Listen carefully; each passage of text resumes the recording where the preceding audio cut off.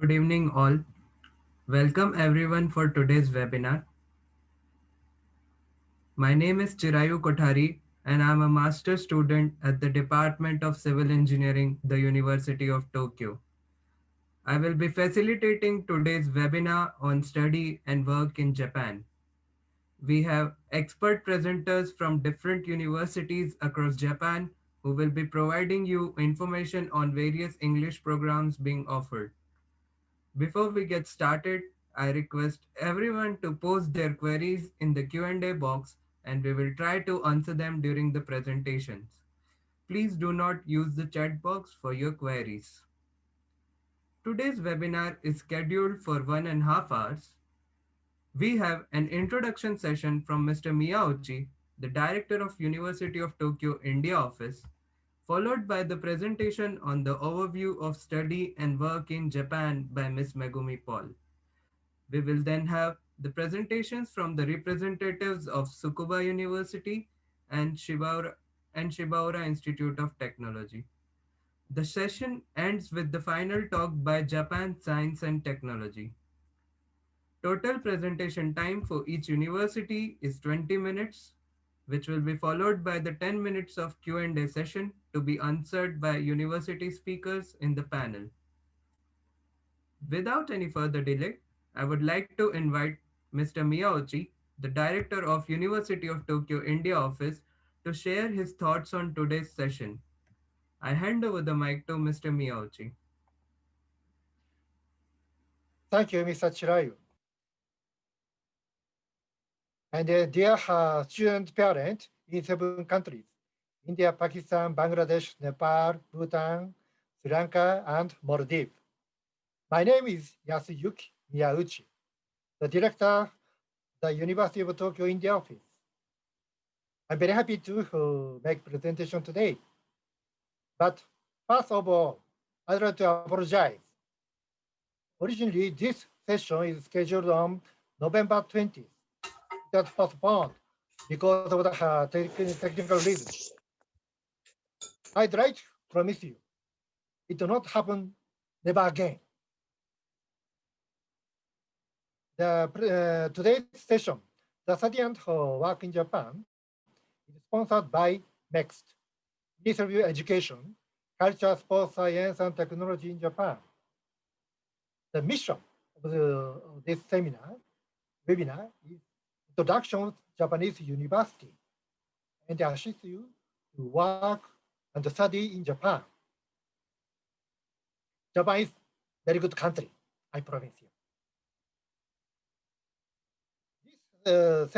This project consists of 12 sessions of seminar.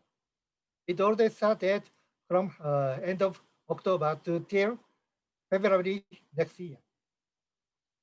We'll cover nearly 30 universities, major universities in Japan, from various districts. Tokyo area, Kyoto, northern part or southern part of Japan. National university, public universities, and then private universities. Both graduate and undergraduate school.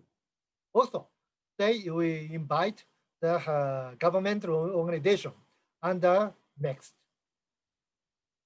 So if you participate many sessions, you'll be familiar with Japanese college, university today. Of course, 20 minutes presentation is not enough. We understand. Therefore, if you are interested, please contact university directly. You can get good answer from them, I promise. I think this program will help you. This is my great pleasure if you consider some Japanese universities as your future option. Yeah, please enjoy today's session. Thank you. Mr. Chirayu, please pass it to Ms. Megumi. Thank you. Thank you, Mr. Miyauchi, for your valuable insights on this webinar series. Next, we have Ms. Megumi Paul, Managing Director at the Focal Ed, to guide the students on study and work in Japan. Ms. Megumi, please. Thank you, Mr. Chirayu. Hello, everyone. This is Megumi Paul. I was born in India, moved to Japan in 1997, and became a Japanese citizen. Thanks for joining today's webinar. It gives me great pleasure to present to you all today. I will share my screen now.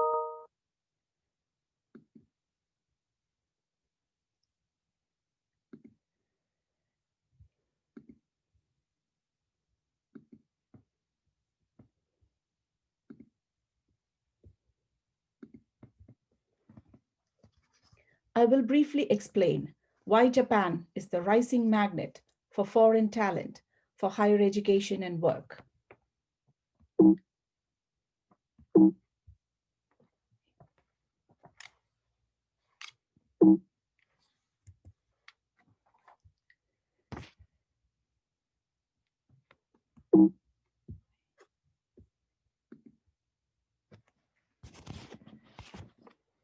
The national flag of Japan is officially named as Nishoki, meaning sunmark flag. Main religions are Shintoism, Buddhism, and Christianity. Japan has 47 prefectures, equivalent to states in India. Japan has the second largest population of 125 million among G7 industrialized nations, next to United States of America. As you know, G7 countries are Japan, US, Germany, UK, France, Italy, and Canada. Japan's economy is the third largest in the world and is on the move again, brimming with opportunities for foreign professionals to work hand in hand with top Japanese talent. Japan's economy is mainly driven by automotive, consumer electronic industries, robotics, and animation industries. Japan provides a comfortable living environment for students. Firstly, Japan is a safe place to live with low crime rate. It has an excellent public transportation system with subways and bullet trains. I have to mention about the well-established national health insurance system. 70% of medical bill is paid by the government, and only 30% of the medical expenses is paid by the student. After the student joins the college, student will be given the national health insurance card. The student has to pay an annual premium of rupees 12,000 only, which is reasonable. To your right, you see Tokyo ranked first in world's safest cities ranking in 2019 by Economist Intelligence Unit. There are 90 undergraduate English courses offered by 40 Japanese universities and 160 postgraduate English courses offered by 51 Japanese universities. All undergraduate degree programs are for 4 years, and graduate degree programs are for 1 to 2 years and 3-year PhD program. There are 3 different categories of universities in Japan: national, public, and private. National Universities was founded by Japanese government and contributes to the development of higher education and research. Public universities are established by prefectures and play an important role in providing higher education. 80% of the universities are private and provides unique education and research based on the spiritual legacy of the founders. I will share the differences between Japanese and Indian higher education.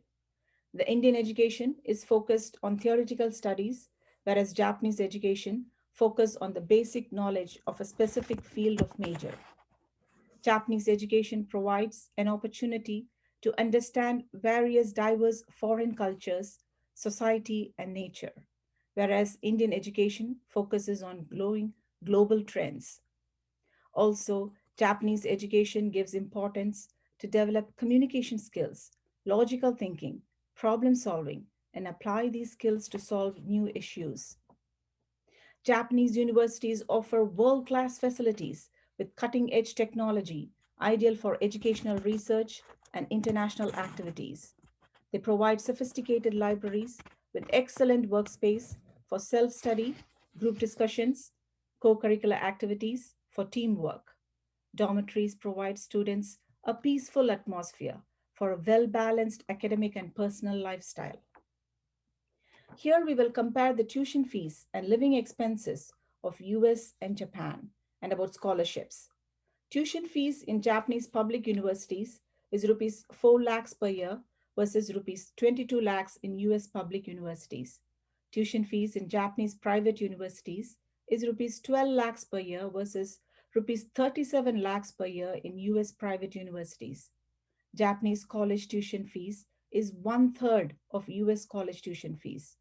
Living expenses in Japan and US is almost the same. Japanese universities offer merit-based and need-based scholarships. Unlike USA, no visa issues in Japan for both student visa and for employment visa after graduation in Japan. Average salary for undergraduate students after graduation is around rupees 28 lakhs per year. Japan has the lowest unemployment rate of 2.34% based on 2020 statistics and likely to continue due to graying population, which provides a great opportunity for international students like you to study, work, and settle in Japan. Why we have so many job opportunities in Japan? Japan is the third largest economy in the world and the only developed nation in Asia with highest per capita income. It has the lowest unemployment rate of 2.5% in the developed G7 countries. There are a number of global Japanese companies like Toyota, Panasonic, Mitsubishi that are leading the change. Uniqlo has opened its outlet in India, showing that Japan is moving to retailing industry also. All global companies like Google, Microsoft, Amazon have big operations in Japan due to Japan market size. After graduation, you will get a placement in Japan in Japanese companies as well as multinational companies like Apple, Accenture, Deloitte, Google. Also, you can work in India or any part of the world in Japanese companies as they welcome students who have graduated from Japanese universities. Japan's culture is incredibly rich. The food is insanely delicious with various international cuisine options like Indian, Mexican, Italian, French. Everyone is so polite. Transportation is always on time. Japan is a place where ancient temples and World Heritage sites coexist with modern cityscapes and state of the art technology. There are 4 seasons to experience and enjoy in Japan. The average temperature in Tokyo during winter is 10 degrees Celsius, spring 23 degrees, summer 30 degrees, and autumn 22 degrees Celsius. Thank you. So with that, I will pass on to Mr. Chirayu to start introducing the distinguished speakers from the prestigious Japanese universities to proceed with their presentations. Thank you, Miss Megumi. It was a very informative presentation, isn't it? Now that you know the benefits of studying in Japan and the job prospects after graduation, we will move on to the presentations from the university. Our first presenter is from the Shibaura Institute of Technology. Shibaura Institute of Technology is a private university of technology in Japan with the campus located in Tokyo and Saitama. I will now turn over to Ms. Kageyama, who is the program officer in the Division of Global Initiative at Shibaura Institute of Technology. With that said, I invite Ms. Kageyama. Okay, thank you very much, Mr. Chilayu, to introduce me. Hello, everyone. Good evening, everyone. Actually, my name is Reiko Kageyama from Shibaura Institute of Technology in Japan. Thank you very much for letting us have this wonderful opportunity to introduce our university. Okay, so I prepared some presentation material. So let me go with the presentation materials that I would like to share. Okay,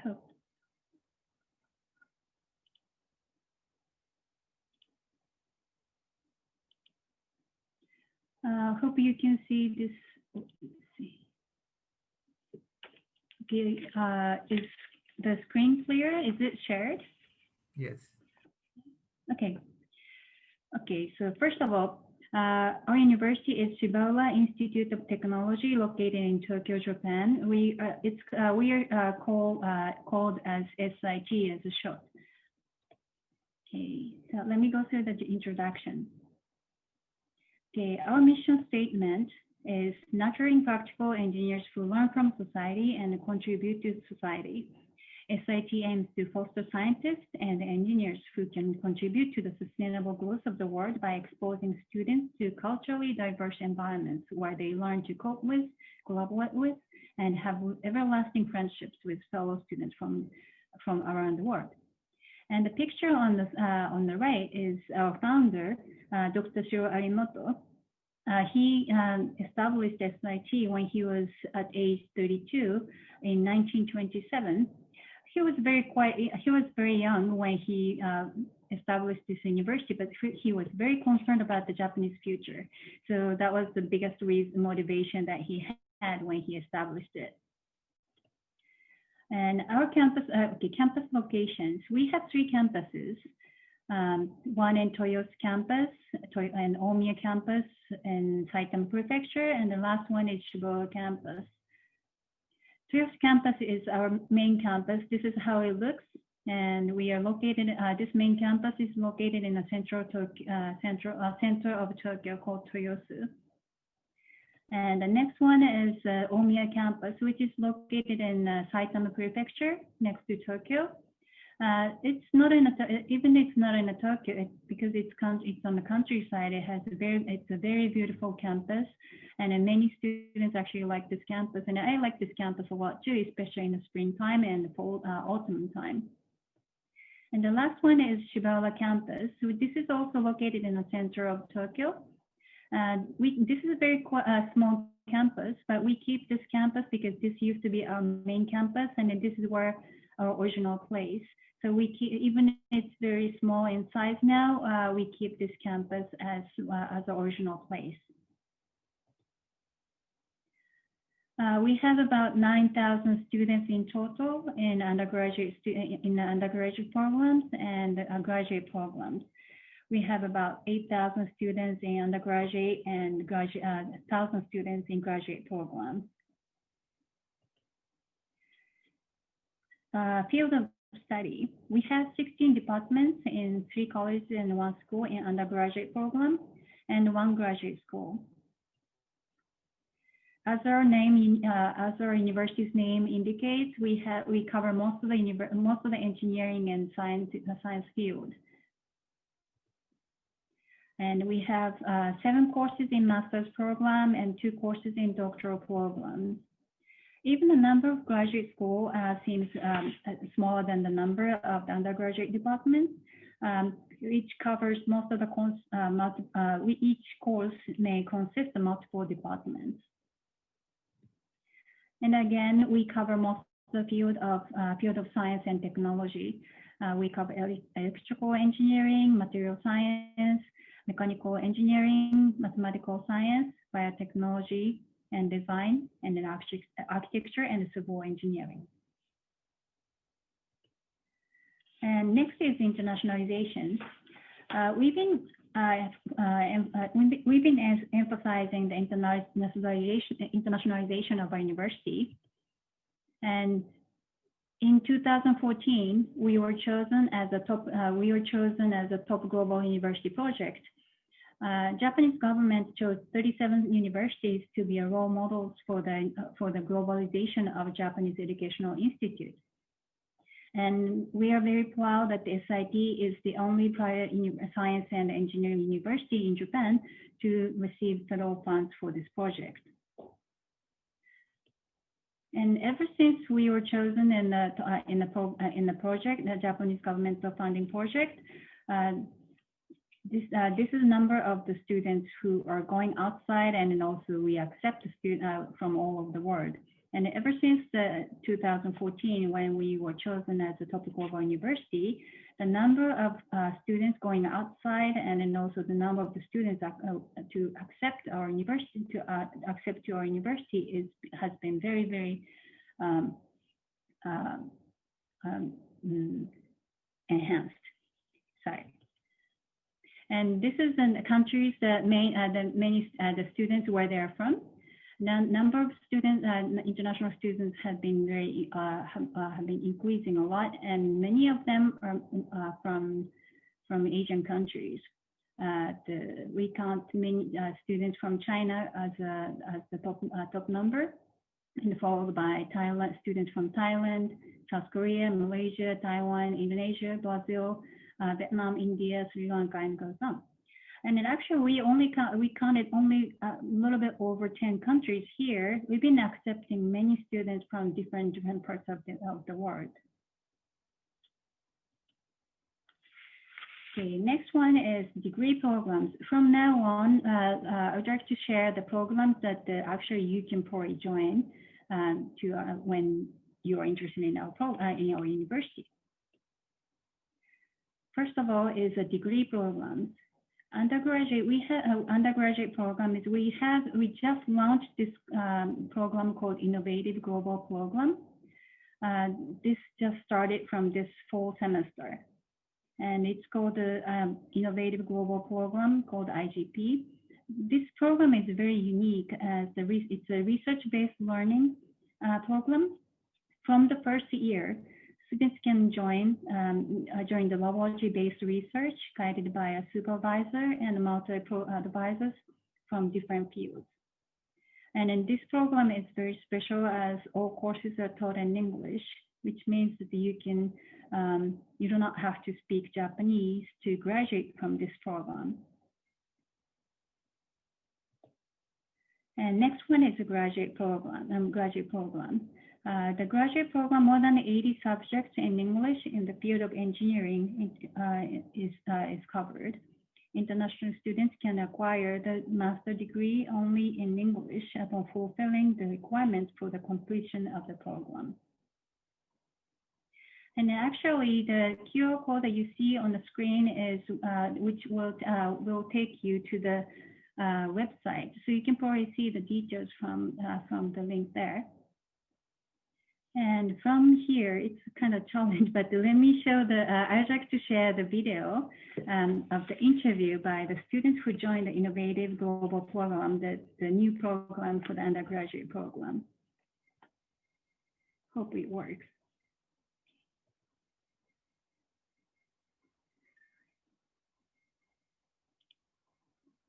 Okay, let me share.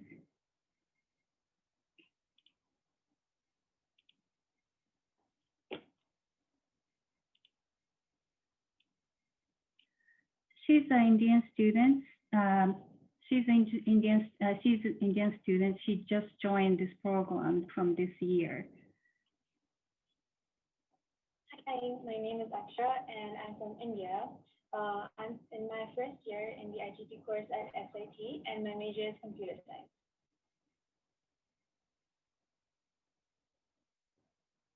So basically, I had opted to join a 2-week internship at this university, and during that time, I was able to meet a lot of professors and students. So the professors that I interacted with, everyone was pretty experienced in their own field, and I was able to go through some papers as well, and that made me feel like, oh, I should definitely try and work and learn more from them. And the students that I interacted with, also I had a lot of common interests, so. These two factors made me decide that, I should try applying for this university. So in regards to the research work, we get to work on our research work from the first year itself, which is pretty unique since most universities, they would include students who started from the 3rd year. So at the end of every semester from the first year, we are supposed to present a long report. So basically, to practice for the final thesis that we're supposed to give in the end of the 4th year. And if our thesis turns out to be really good for the final thesis, then we'll get the opportunity to present it in an international conference. So I found this aspect really attractive. And in the course work, so basically my major is computer science, but I'm still allowed to take courses in other engineering fields, for example, mechanical engineering. So I can anytime I can opt for to like take subjects related to that engineering courses as well. So that is really interesting.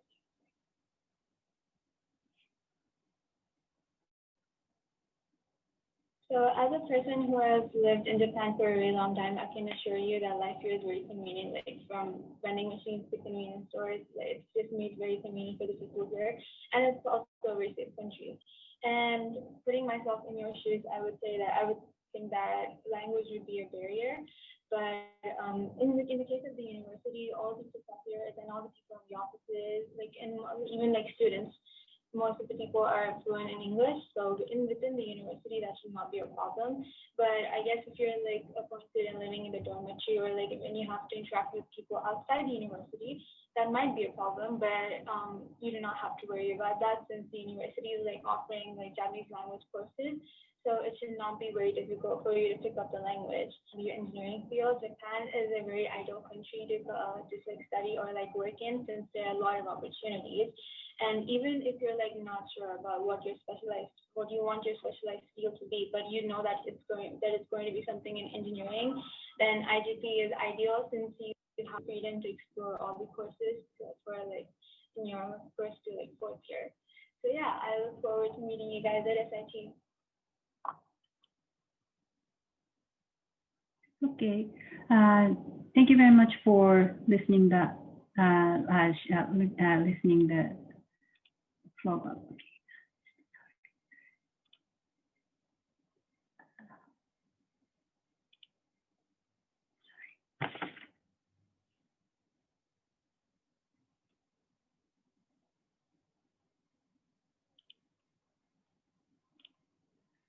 Okay, so let me go back to the presentation again.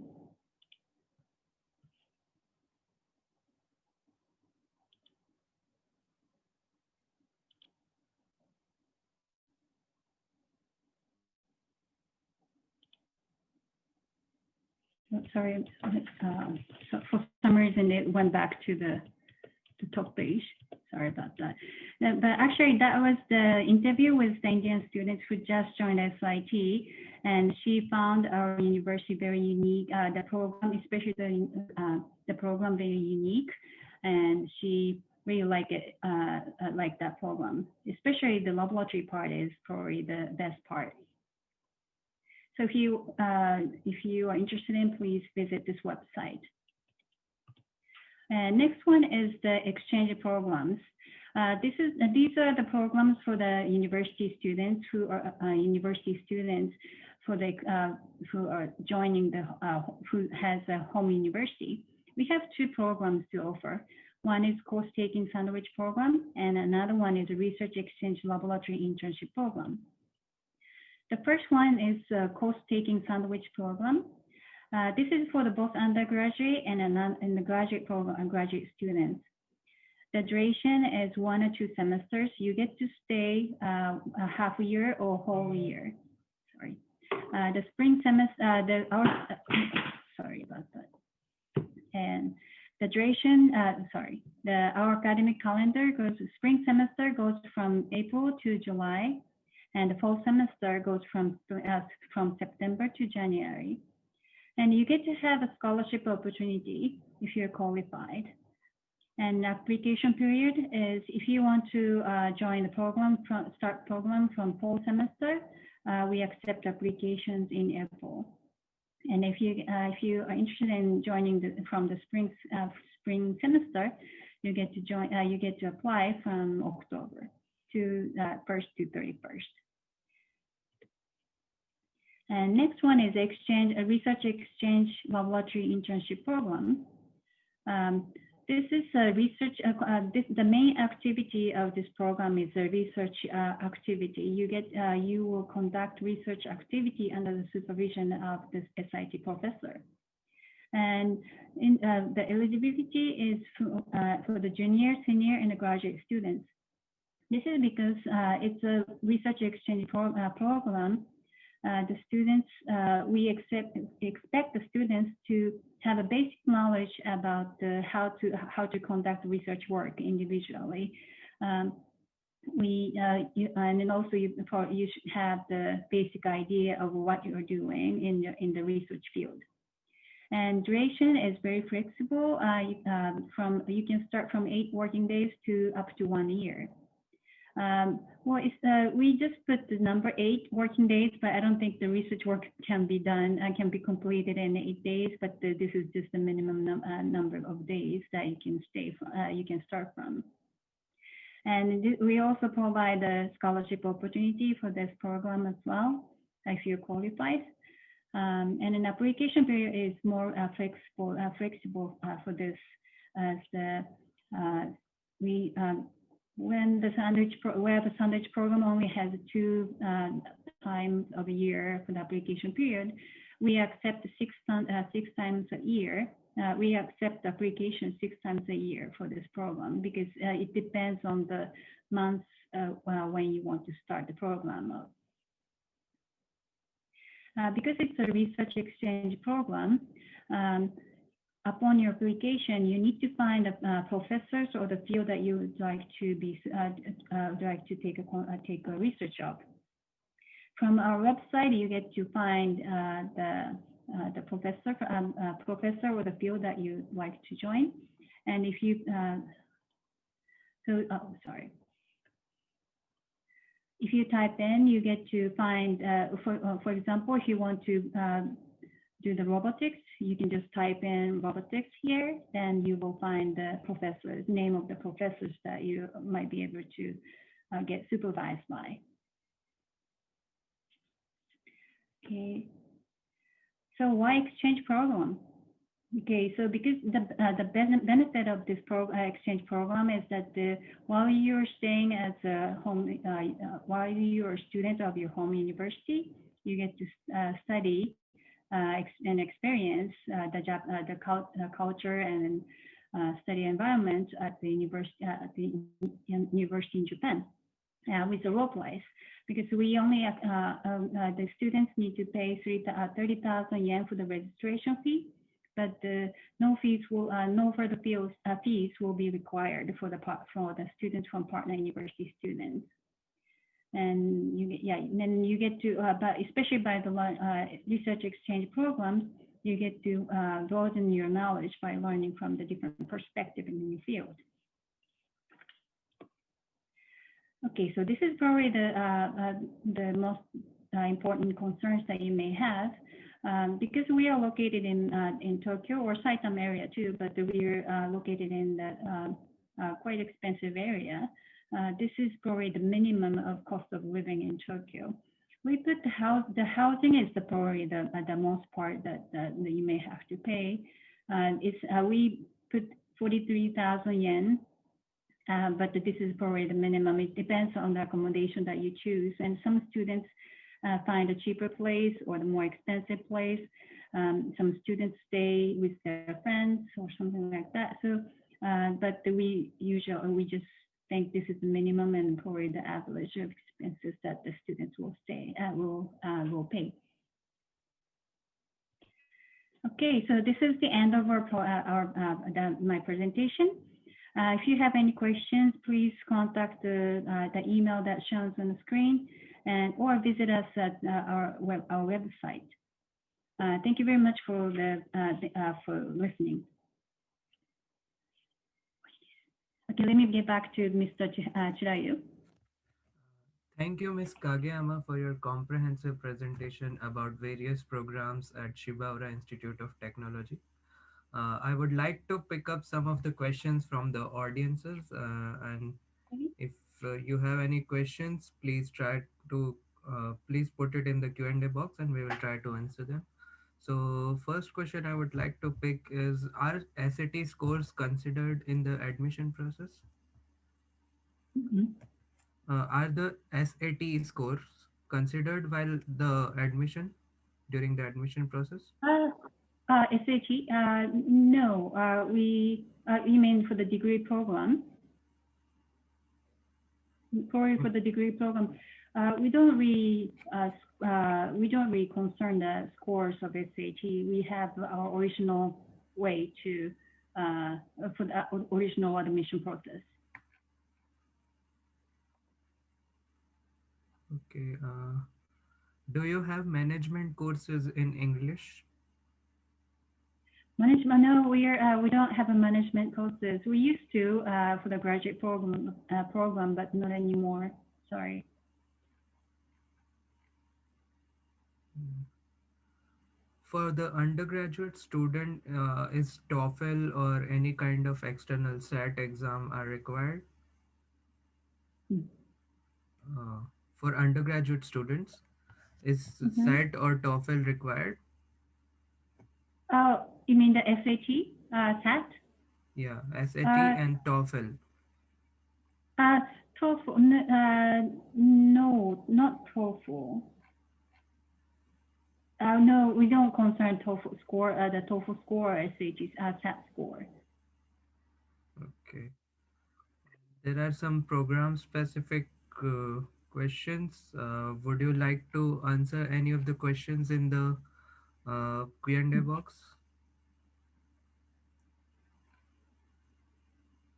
Okay, I'm trying to read all this, but okay, it's difficult. Did you pick all the questions or? Uh, is spring semester admission available for the graduate engineering courses? Yes, we accept the students from both semesters. Many of them join from fall semester, but the April is fine too. And starting from spring semester is also okay. I see.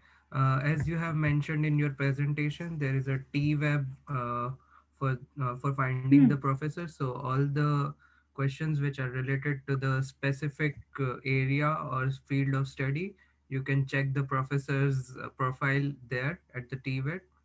And there is Mm-hmm. also email which Miss Kageyama showed during the presentation. So feel free to reach out to her while if you have any queries. And Mm-hmm. so for the eligibility criterias, would you like to suggest like for the eligibility criterias for the admission, would you like to suggest to the audience about anything? Oh, you mean the for mechanical department, a master in mechanical department? Maybe that's the last question. Yeah. What is the eligibility to study masters in mechanical department? Well, actually, for graduate programs, you can if you as long as you fulfill all the requirements that you have, you can Mm, all admission is done by online, so, and then I think it's based on the interviews, and then of course that the admission office of the master degree will have a screening of the documents that you submit, but the interview is required also on the online. Let me show you the admission. Let me show you how to find a website of the graduate school. Can I share the screen? Sure, sure. Okay.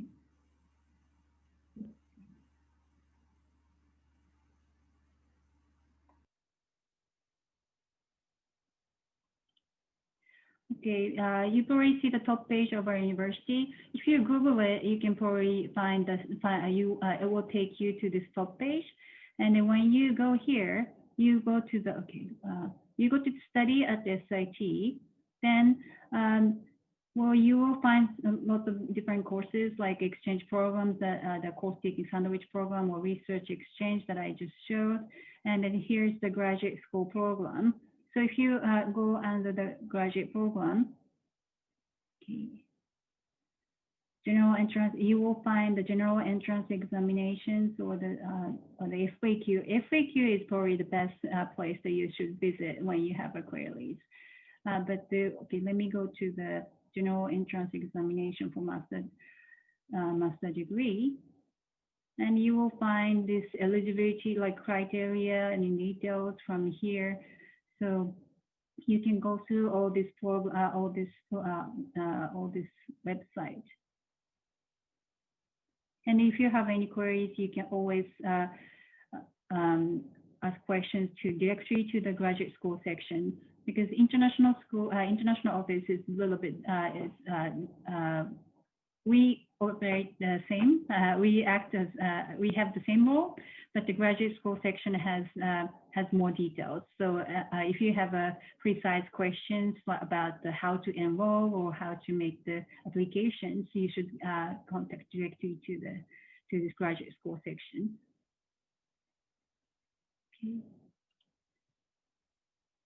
Okay. Thank you. So any other questions? There's one more question. Do SIT has any scholarship program? Any scholarship programs? Okay. Well, actually, for master degree program, we do not have a scholarship to offer. So we usually it's kind of unfortunate, and then we usually tell students if they are interested in master program, they need to find other way to find a scholarship by themselves, like a mixed scholarship, or some private foundation has their own scholarship applications as well. But for undergraduate, for IGP program that I shown, that has it has a scholarship, but it's more like a tuition deduction. So the IGP is the owner program. The students who join that program will have a tuition deduction, so which can be considered as a scholarship. And for the exchange programs, as I shown, those programs have scholarship opportunities for the qualified students. Okay. So thank you, Ms. Kageyama, for clearing out the queries. And if you have any further queries regarding Shibaura Institute of Technology, feel free to ask them in the Q&A box. And Ms. Kageyama will also be happy to answer. So with that said, thank you, Ms. Kageyama, for joining us. We Okay, thank you have very the much next for the opportunity. Yeah, sure. Next, we have presentation from Tsukuba University. The University of Tsukuba is one of the prestigious national university and has the second largest single campus in Japan. Now I will turn over to Ms. Mahdi Katsumata Shah. Mr. Mahdi is a graduate of Bard College, USA and Kyo University, Japan. He is a marketer, educator, and a project management professional. He currently serves as a strategist at the University of Tsukuba. He has an extensive experience in providing strategic direction in achieving organizational goals by utilizing the background in project management, design thinking, and system thinking. With that said, I invite Mr. Mahdi. Hello, good evening, everybody. And Mr. Shirayu, thank you very much for your gracious introduction. First of all, I'd like to thank the staff at the University of Tokyo India office, Director Mr. Miyauchi, Mr. Yoshino, and Ms. Megumi, and everybody else who has been supporting this cause. That being said, I would like to thank you all for joining. We have about 50 participants listening to this. So here I go. All right, so I'm gonna share the screen now, and let's see if you can see this screen. Okay. So if something's not working, just holler, okay? So here we go. So this is the University of Tsukuba, and we offer international degree programs, yeah? The University of Tsukuba is a top 10 Japanese university, and we offer degree programs for international students. So here, where is the University of Tsukuba? It is very close to Tokyo. It is about 1 hour away from the center of Tokyo, and just about 1 hour away from Narita International Airport. Yeah, so it's in a very convenient location. And I think the added advantage is that I think you can see in my background here that it's a very the air is very clean. It's we're sort of like in the middle of a forest, and we're very close to nature. And therefore the rents are also cheap compared to Tokyo. But that's I'm going to talk about that later. First, I'm going to talk about the academics. Okay, so here. The undergraduate, and here, let me just point out that I'm going to talk about both the undergraduate and the graduate programs. So those of you who are graduate students, please hang in there and listen, because there are some points that will be pertinent. And those of you who are high school students, please keep on listening, because there are certain aspects that I will divulge later. So now, in terms of the undergraduate English programs, there are 5 programs that are being offered. So the first one is Life and Environmental Science, and the second one is by the International Social Sciences. Then there's Global Issues. Then there's Interdisciplinary Engineering, and then finally Japan Expert. Okay, so first I'm going to start with the Life and Environmental Sciences program. So it is divided into 3 types of foci, let's say, biological sciences, agrobiology, and geosciences. And so you can study these subjects in English. No Japanese is required here, and you can graduate in English. So that is one added advantage. You will be trained as budding biologists in this program, and the top-notch scholars will be giving you lectures and will be guiding you. The methodology here is that it is of course there are lectures, but it's more like a hands-on sort of process, and students are, they work in small groups. There's a lot of practical work, and there's a lot of discussions and also field trips. I also want to show you the students here. Yeah. So there's Darina from Russia. There's a student from India right next to her. I forgot her name. There's a student from Indonesia behind her. Then there's a student from the United States. All of them are female, and we want, of course, want more female students in STEM sciences. And so this is something that I wanted to show you. So here, I'm going to move on to the international social studies here. So this program lies at the intersection of economics, law, political science, and sociology. If you are looking for an economics degree or a law degree, you will be disappointed, because this program, and it's a highly popular program, looks at the intersection and connections between these 4 different disciplines. The professors are all very distinguished and come from 4 different schools, and they work together to provide this program. Some of the topics that students have worked on include the following. If you look at the top here, shifting the battle, policy reform as a new strategy for the Mexican war on drugs, done by our Mexican student who had a huge concern regarding the drug war in Mexico. The second one is sustainable fashion, do the benefits outweigh the damages. So in this thesis, she really looked at the question of whether sustainability is achievable for corporations, because a lot of companies out there, retail companies, for example, for example, I think Ms. Megumi talked about Uniqlo. So companies like Uniqlo and H&M and Zara, and I'm sure there are many more, Gap, for example, they often talked about sustainability. Is it actually doable? So those questions are, looked upon from a sort of from a policy point of view or from a theoretical point of view. And so it's a very interesting program. But those of you who are looking for a more practical, hands-on, project-based approach, you must take a look at the BPGI program. So the bachelor's program in global issues is for those people who are at the intersection, who want to sort of look at how to basically repair the earth. I think the biggest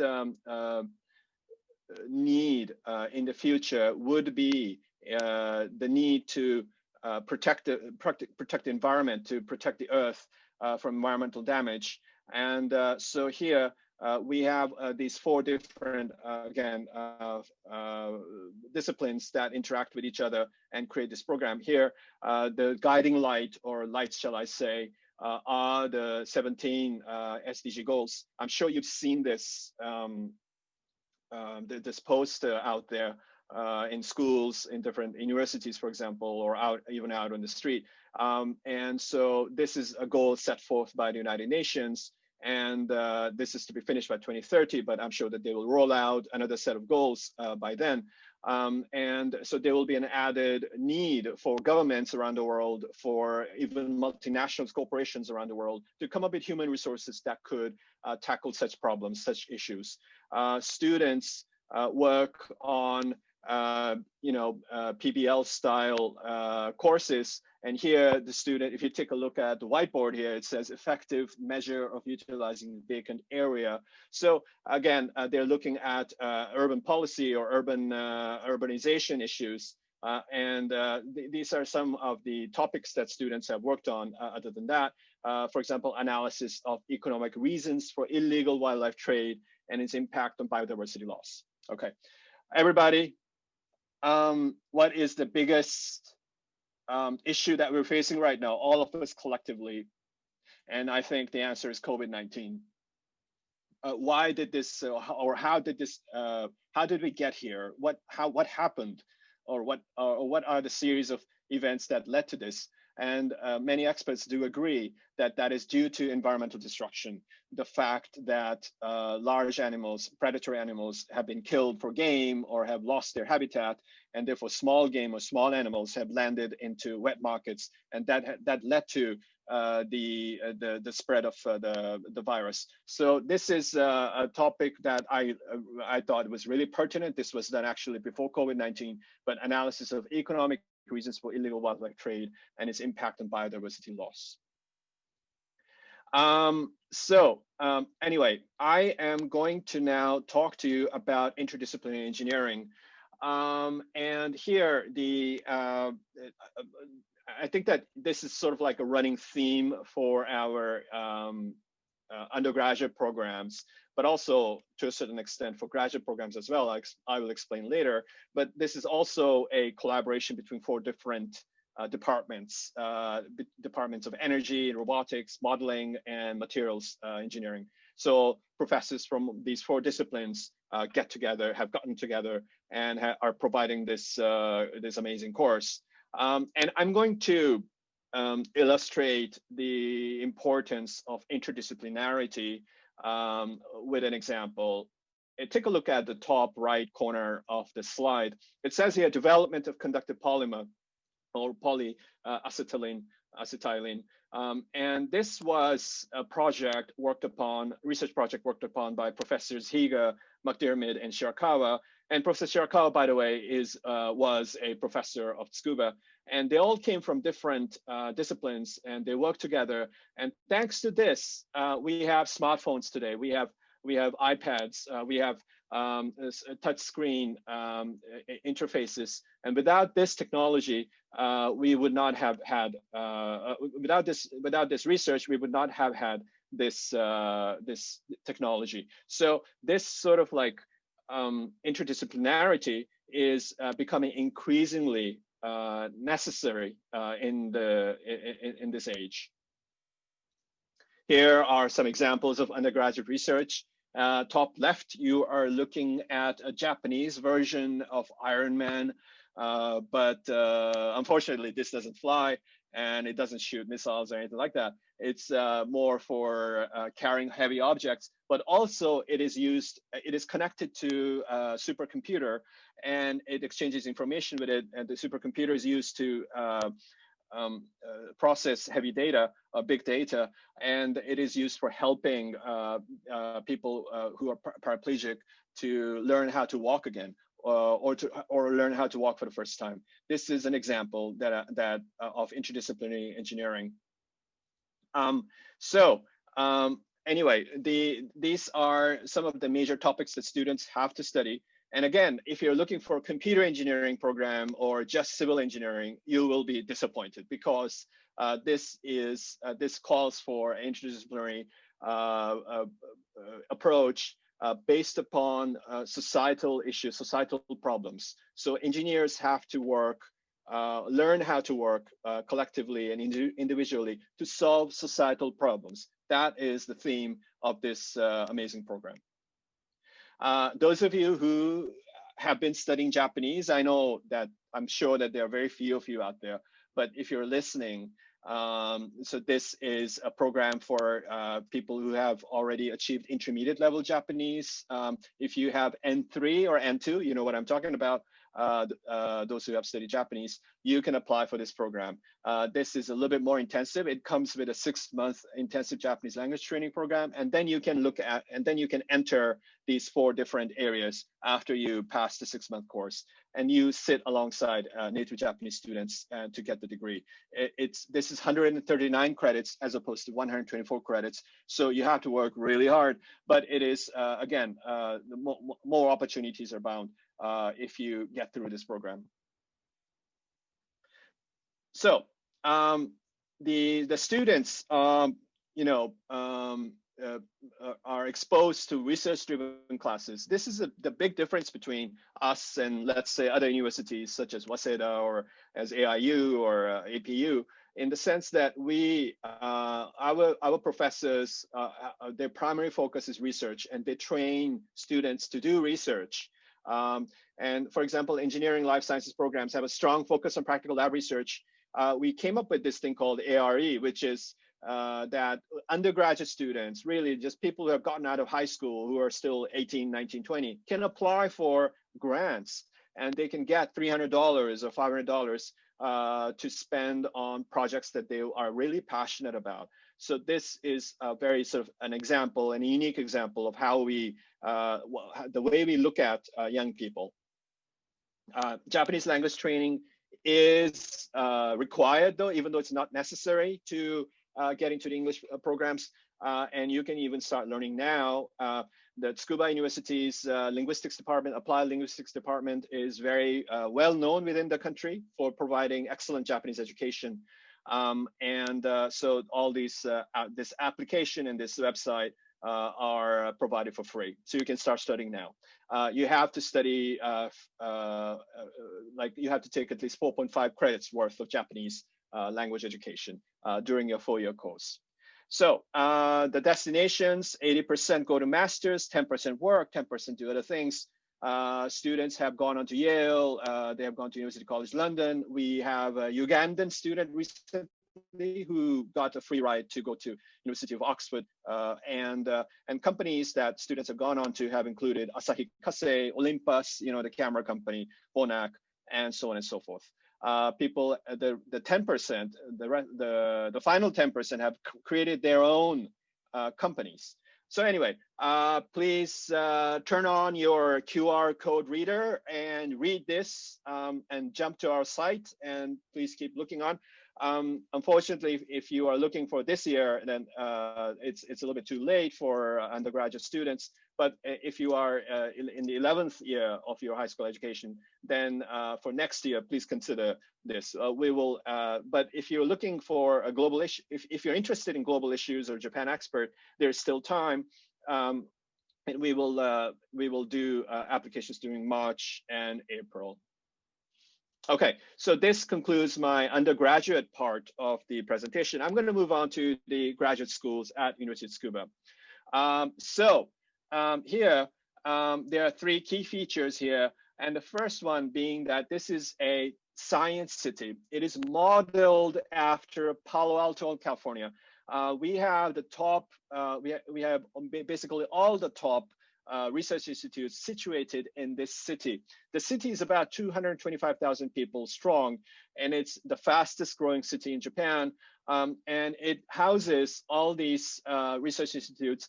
For example, take a look at this one. JAXA, it has its research facility here. JAXA is the Japan Aerospace Exploration Agency, and this was in the news recently. This is Hayabusa 2, which just came back from outer space a few days ago. It deposited a capsule in Australia, and it was picked up. It caused a lot of excitement in Japan and a lot of hope for Japanese people. And so this is a kind of like a project that JAXA did. We're not directly, related to JAXA, but we have sent scholars there. We have sent scholars to for example, the Material Sciences Institute or to the Advanced Industrial Science Technology Institute, where I believe there's an Indian researcher working there. So in that sense, we have a very strong relationship at all. I think Ms. Paul Megumi talked about how Japanese pioneers started many of the universities, and that is certainly the case with us as well. The founder of judo, the judo, the sport. The founder of judo was an educator who was also very passionate about bringing in international students. And he started the university in Tokyo as a teacher's college initially. This was sort of expanded into a science university, science and tech and comprehensive university later on. So it has a very strong, even now, it has a very strong, science program in the graduate level. There are these laboratory schools for K-12 education, and so on. So it has a very strong educational background. And finally, the issue of transborder, not the issue, but sort of like the feature of transborder, of it being a transborder university has to be mentioned. Transborder means, of course, that it has people from tens of different 10 different kinds of countries, over 100 countries, and over 2,000 students are from other countries. But also the fact that it's a comprehensive university, and that we want to sort of replicate the sort of thing that the Professor Shirakawa did with the in the research for the polymer. In that, I'll explain this with an example. Take a look at these three clusters here. Okay. Take a look at the right side here. Graduate School of Comprehensive Human Sciences, right? And so here, let's say that there is a student of design, right? And he or she is interested in using design in education. Or so he or she can potentially, after talking to their advisor, can hop over to the education department and take a class there. Same with the Graduate School of Science and Technology. Environmental sciences student can walk over to the materials department and ask questions there, take classes there, and perhaps even do a project or two. So that sort of thing is highly encouraged in this university. There are also other transdisciplinary postgraduate programs that you can look into. And here, so this is for both undergraduate students. Student life. A student from the United States, actually. She's now in the United States Army studying to be a veterinarian. So she was a biology graduate. But she was really passionate about judo. And our university has won over 100 Olympic and Paralympic medals. We have over 250 clubs and societies. We have festivals every year. We have adequate student support provided in English. A personal tutor is provided to you, even if you are undergraduate and a graduate, of course, and they will help with daily living issues. English-speaking staff. There's an annual free health check that is provided if you enter, because it's the law, and that kind of thing. Accommodation starts from about $140. This is kind of basic, but adequate. But if you're looking for something more grander, then this is the Global Village, which is just, I visited the other day. It's just so beautiful, but it costs about $350 per month. This is what it looks like on the inside. So the application fee is about $162. Admission fee is $2,700. Tuition is $5,100. This is, so if you compare to an American or UK university, this is like way reasonable. So this is, I think, one of the key features that I think all Japanese universities share. And here, scholarships are available. There's a thing called Tsukuba scholarship that 20% of students get, and this constitutes about $500 worth of stipend per month. Some programs have JASO scholarships. There are companies that offer scholarships. If your family is having a tough time it is possible to arrange a fee waiver of 33, 50, or 100%. Yeah, but you have to get in. You have to get admitted first. So please take a look at this. Again, it's the same website that I mentioned earlier, but please go ahead and scan it and look at our site, visit our site, and if you have any questions, just question us on that. There's a form there. So thanks very much for listening. I hope that I didn't go over. I hope that I was able to use the allotted time wisely, and I would like to hand the mic back to Mr. Chirayu, and I'm open for questions. Thank you. Thank you, Mr. Mahdi, for introducing various undergraduate as well as graduate programs being offered at University of Tsukuba for the Yes. international students. Next, I would like to pick up some of the questions from the audience. Sure. Is N2 or N3 level of Japanese required for taking the courses which you mentioned? Yeah, only for the Japan expert program. The programs that I explained, the other programs that I explained, for example, if this person is referring to, if NEFMI is referring to an undergraduate program, then you don't need Japanese skills at all. You can apply using English.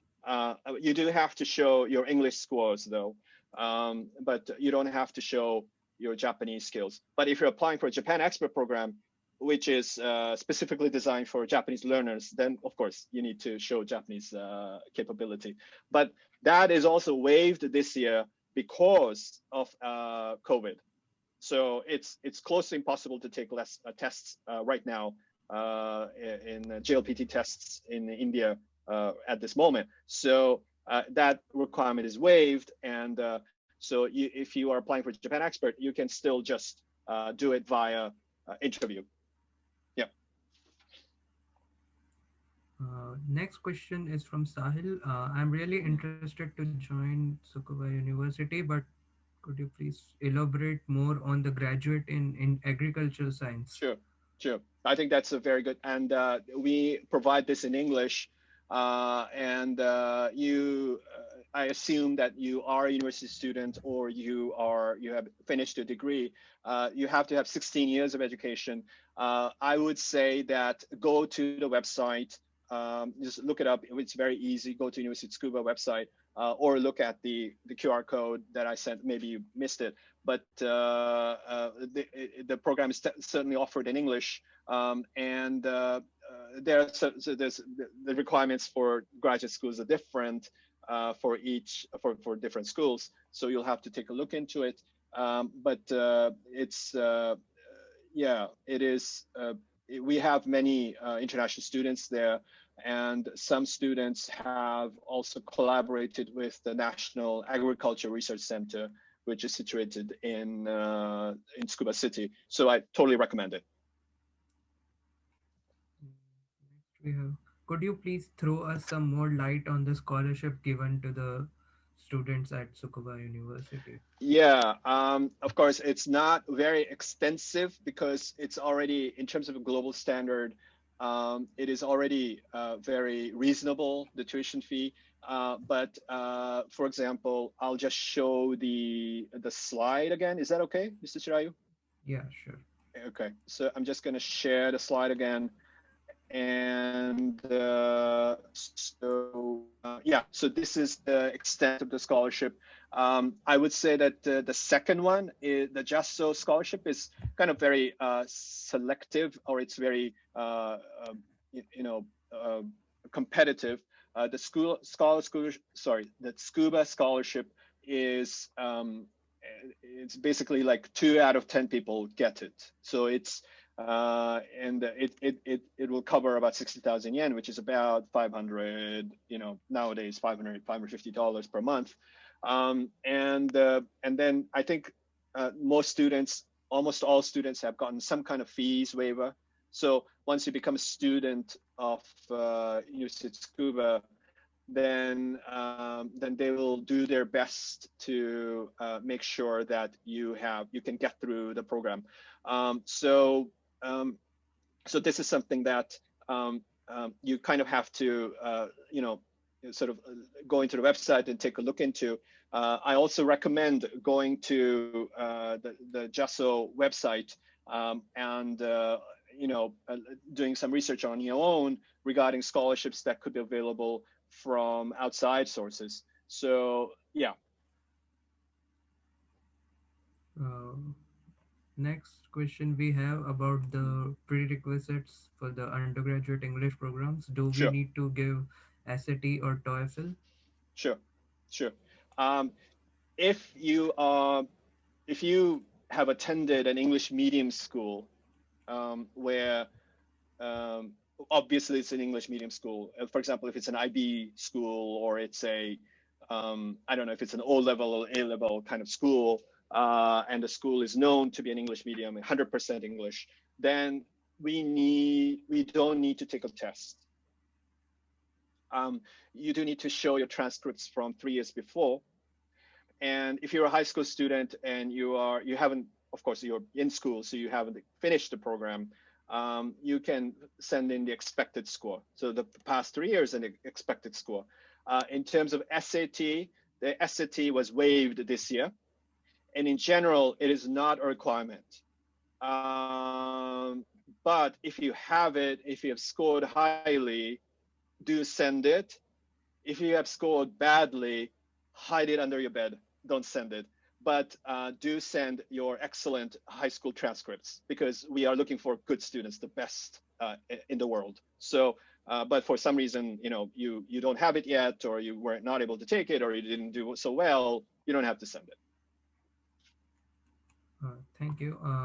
There are some queries regarding the open the open admission. So as you mentioned, there are the deadlines of few of the courses are gone.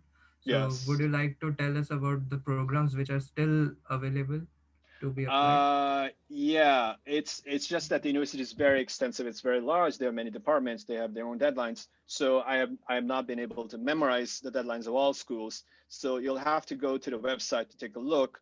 But it depends. Like for example, if you're talking about undergraduate levels program, then the global issues program that I talked to you about, the SDGs program, that is still open. It will close in April. So go to the website, but the website has not been updated yet because it's still early. So they'll do that around February, March. So just keep an eye on it. Japan Experts team as well.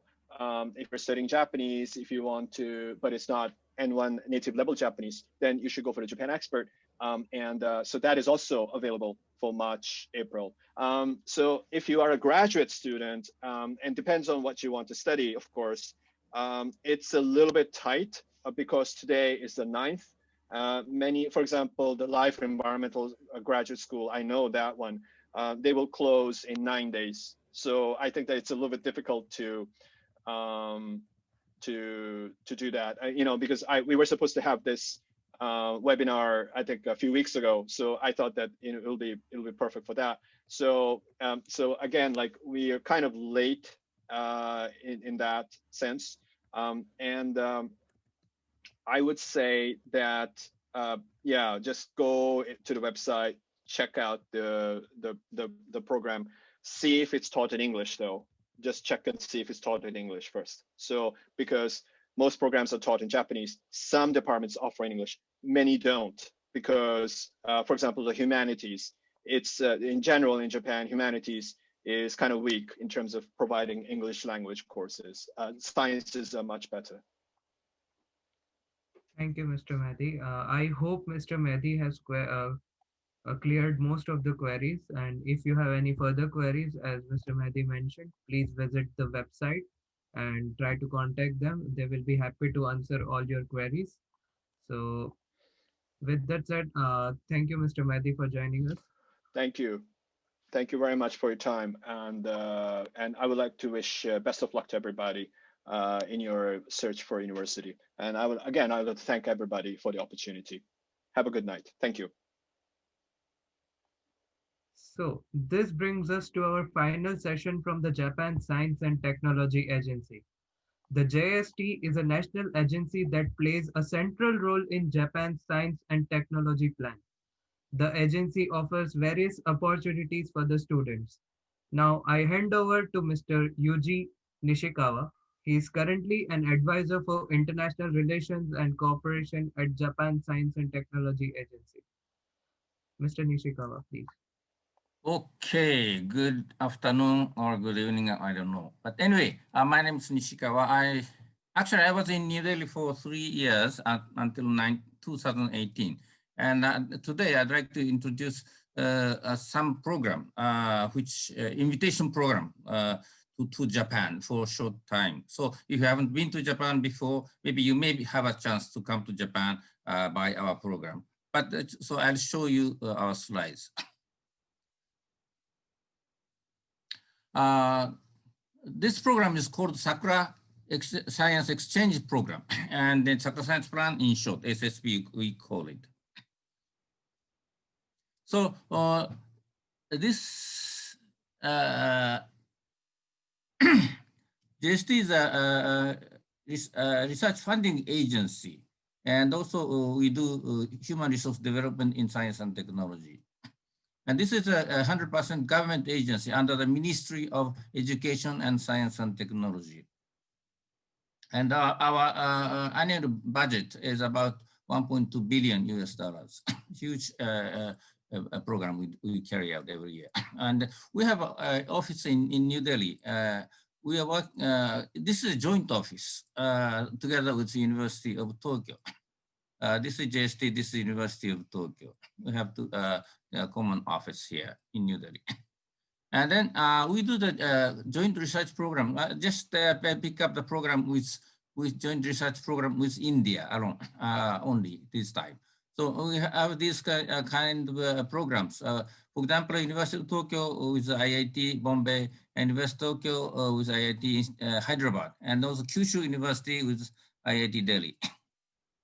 And also this is the industry-related program. This is mitigation of traffic jam.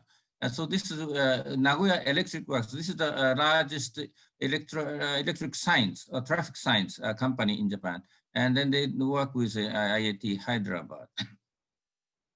And we have a new program this year called Access. And then these programs, this one program with Nagoya University and also IIT Kanpur being carried out right now. This year started. And this is with University of Tokyo and IIT Hyderabad, IIT Bombay, and PT Telangana State University, Agricultural University. This is because this is related to agriculture using IT, ICT, information technology. So back to the Sakura Science Plan. This is a short-term invitation program. Period is about 1 to maximum 3 weeks of invitation to Japan. This is to be provided to the fairly young generation of people, and within the age range of 15 to 40, and who have not stayed in Japan. So this is for the first time visitor to Japan. So we invite from 41 countries eligible, including some, mostly in Asia, and also Latin America is also included recently. And then this is open, main 80%, more than 80% of the invitation, number of invitations is covered by this open application program. In this case, Japanese hosting organization, that is, for example, high schools, universities, research institutes, private companies, and other organizations in Japan, they become the host, receiving organization, and they invite people from those 41 countries for the period of 1 to maximum 3 weeks. These two programs I'll touch upon later. And then, as I told you, with the age eligibility is over 15, that is in Japan high school, that is, for example, class 10, 11, 12, there's 3 years, and then plus up to 40 years. So those undergraduate student, postgraduate student, and then even the young professors can be invited by this program. And then, of course, it has to be very hardworking, highly motivated people in science and technology. And of course, has to be able to speak English, not Japanese. They not stayed in Japan before. Of course, tourist visiting is exempted, and also have to be selected, approved by the sending organization and as well as receiving organizations. So in this case, open application programs, Japanese receiving organization, hosting organization will have to make a program and submit to JST, and the evaluation process and by JST. And then if it is approved by JST, then we award. And then implementation of program will start and has to be ended by the end of fiscal year, that is March every year. And then funding of related expenses by JST to the receiving organization is provided to the receiving organization. And what kind of expenses will be covered? This is almost 100%. That is round trip airfare, and also local transportation in Japan, accommodation, food, and also some other related program-related expenses are covered. And also travel insurance, overseas travel insurance is also covered by this program. And then, for example, this is Tsukuba University. In the past, they already applied and invited many people, but this is just example. Students from Vietnam and also researchers from Brazil and researcher from Indonesia, and for example. And Shibaura Institute of Technology, for example, they also heavy user of this program. The students from India, Gandhi Institute of Technology and Management and so on. And these are from Amity universities, and also many other universities also invited from, this is just, I'm taking the example mostly from India. Hiroshima University, and then this, even the Japanese, this is not university, Toyohashi University, technology, this is a special university. And Japan Advanced, this is National Research Institute. Japan Advanced Institute of Science and Technology, they also become the receiver, hosting organization. And this is just for your information. From India, not only from India, from 41 countries, we invite high school students. In this case, JST itself will become the host. So every year we are inviting, for example, this is from India, about 200 students, high school students from India, selected by DST and the MHRD, and also private schools are also invited. So all top schools and top students are invited every year, about 200 from India alone. And for example, this Professor Shirakawa, some of the students who are lucky enough, they meet, or almost all the students invited by this program meet at least one Nobel laureate. And in this case, 2000, Professor Shirakawa, he got the Nobel Prize in chemistry in 2000. Did the experiment together with the Nobel laureate. And this is a ministry, minister, education minister. She's from India, I'm sure. And then this is, we had a meeting in India. He's a minister of education from Japan, and he's ambassador. This is ambassador of official residence. I'm here.